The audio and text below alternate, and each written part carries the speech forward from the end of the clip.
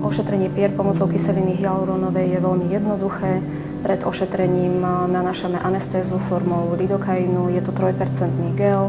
Vždycky tvár očistíme, vydezinfikujeme, následne nanesieme anestézu, ktorú nechávame pôsobiť minimálne 20 až 30 minút a potom aplikujeme kyselinu hyalurónovú podľa individuálnych požiadaviek klienta.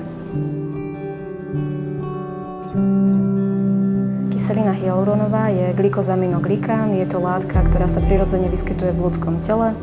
Prirodzene sa nachádza v epitéli, v spojive, v nervovom tkanive, takisto v kĺbnych chrúbkach a tiež v koži. Kontraindikácie pri aplikácii kyseliny hyalurónovej do pier sú autoimunitné ochorenia, onkologické ochorenia, vek do 18 rokov.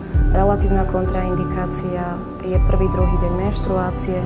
Ďalej je to dekompenzovaný diabetes mellitus na inzulíne, takisto infekčné ochorenia, febrilné stavy, dekompenzované kardiovaskulárne, renálne a pečeňové ochorenia, herpes, sklon ku keloidným jazvám a podobne.